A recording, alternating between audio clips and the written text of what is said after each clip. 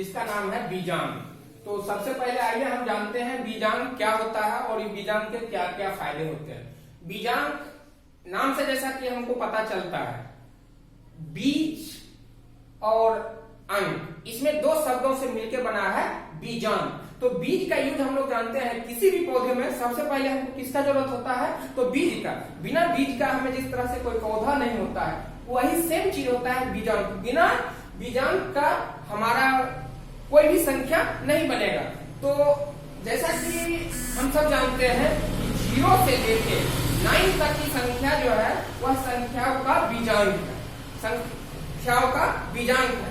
दुनिया की तमाम सारी संख्याएं, दुनिया की जितनी भी संख्याएं हैं, चाहे वह छोटी हो या बड़ी हो, वह इन्हीं अंकों के द्वारा बना रहता है। 0, 1, 2, 3, 4, 5, 6, 7, 8 और 9 इन्हीं संख्या के द्वारा बना रहता है और इस संख्या को हम बीजांक कहते हैं।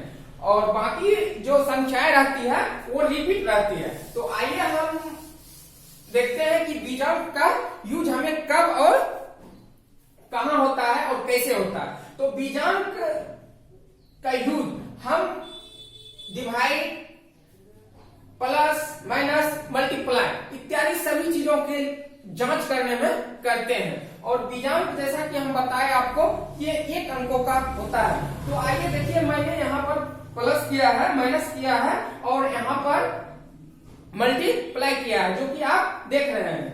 तो यहाँ पर हम क्या करते हैं कि इस प्लस को हम बीजांक के माध्यम से जांच करते हैं कि हमारा प्लस सही है कि गलत है। फिर हम माइनस का करेंगे और फिर मल्टीप्लाई का करेंगे। तो आइए हम सबसे पहले संख्या का बीजांक निकालें। किसी भी बड़े संख्या का बीजांक निकालने के लिए हम उस संख्या के अंकों को तब तक जोड़ते हैं जब तक कि वह संख्या एक अंकों का नहीं आ जाता है, अपने मूल रूप बीजांक में नहीं आ जाता है।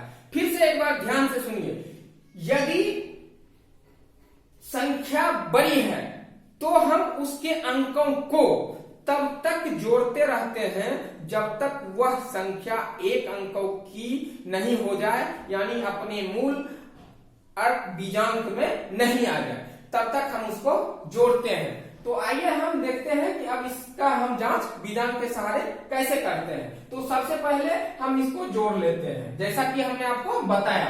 तो ये 4, 6, 10, 5, 15, 8, 23 और 3, 26 और 2, इसको सबको अंकों को जब हम प्लस करते हैं तो हमको 28 आता है। 28 आता है, इसको जब हम प्लस किए तो 28 आया, लेकिन 28 भी 2 अंकों का है, अतः ये बीजांक की श्रेणी में नहीं है, इसलिए फिर इसको हम जोड़ते हैं, इसके अंकों को फिर जोड़ते हैं और ये हो जाता है 10।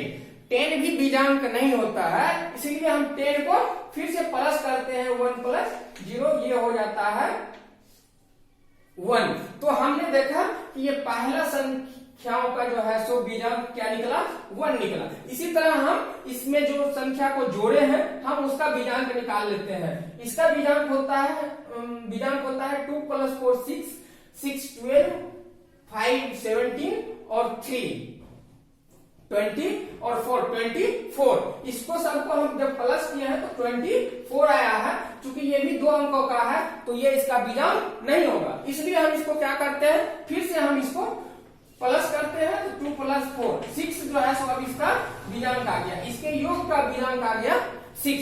तो इसका फॉर्मूला क्या कहता है, जब हम प्लस की जांच कर रहे होते हैं, जब हम प्लस का जांच कर रहे होते हैं तो उसके जो संख्या जिसको हम जोड़ते हैं उसका बीजांक का जोड़ अगर योग के जोड़ के बराबर हो, बीजांक का जोड़ यानी ये और ये जब दोनों को हम जोड़ेंगे, ये दोनों को जब हम जोड़ेंगे तो इसका जो बीजांक आएगा, जैसे इसका बीजांक 7 आया, तो अगर इसके योग का बीजांक भी 7 आएगा तो हमारा प्लस ये सही होगा। अगर योग का बीजांक 7 नहीं आएगा तो हमारा ये प्लस गलत होगा। तो आइए हम देखते हैं कि मेरा जो यह बना हुआ है यह सही है कि गलत है। तो इसका फर्स्ट का बीजांक मुझे 1 आया और इसके सेकंड जो इस संख्या इसमें जुड़ा, इसमें इसका बीजांक 6 आया और दोनों को प्लस करने के बाद 7 हुआ। तो इसी तरह से अब हम इसके योग को प्लस कर लेते हैं। तो ये 7 और 1 8 हो जाता है, 8 और 2 10 हो जाता है,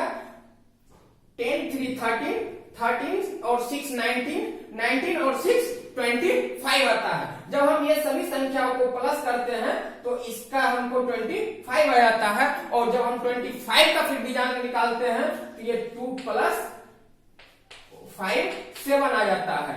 और हम देख रहे हैं कि पहले जो दो संख्या के अंकों का मैंने योग किया था उसके बीजांक का योग भी 7 आया, और हमारा जो उसका योग है उत्तर उसका भी बीजांक 7 आया। तो ये दोनों का बीजांक बराबर हो गया, अतः हमारा जो है सो ये योग सही है, हमारा ये प्लस सही है। इसी तरह से जब हम माइनस का बीजांक निकालते हैं तो पहले जिस संख्या में हम घटाते हैं उस संख्या का बीजांक निकाल लेते हैं, और उस संख्या के बीजांक जो संख्या को घटाते हैं और जो हमारा आंसर आता है, जो घट के जो संख्या बचता है वो संख्या के बीजांक को जोड़ते हैं। तो अगर वह दोनों बराबर होता है तो हमारा माइनस भी सही होता है। तो आइए हम देखते हैं कि इसका जांच कैसे करते हैं। तो इसको फिर हम बीजांक निकाल रहे हैं। 3 + 4 7 और 6 13 और 5 18 और 3 21 और 2 23। ये संख्या हमको आ जाता है 23। तो 23 में फिर इसका हम बीजांक निकाल लेते हैं तो ये आ जाता है हमको 5।